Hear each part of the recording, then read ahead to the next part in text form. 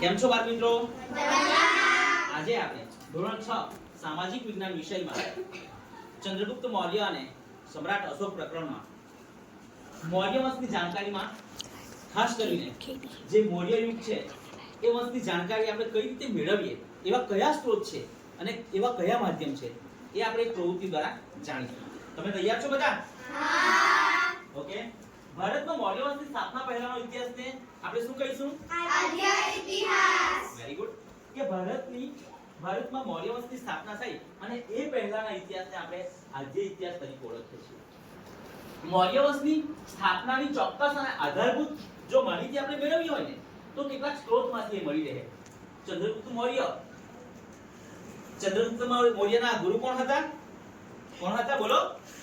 ચાણક્ય. એમનું બીજું નામ શું હતું? કૌટિલ્ય પણ કહીએ છીએ આપણે. તો એ કૌટિલ્યની મદદથી ચંદ્રગુપ્ત મૌર્ય જે મગધનો રાજા બન્યો હતો, બરાબર ને? હા. તો તે સમયે જે મૌર્ય સામ્રાજ્યની સ્થાપના થઈ અને ભારતનું એ સૌથી પહેલું ઐતિહાસિક સામ્રાજ્ય કહેવાયું. એટલે કે ભારતનું સૌપ્રથમ જે મોટું સામ્રાજ્ય હતું એ હતું મગધ. અને એ મગધની જાણકારી એટલે કે મૌર્ય વંશની જાણકારી મેળવવા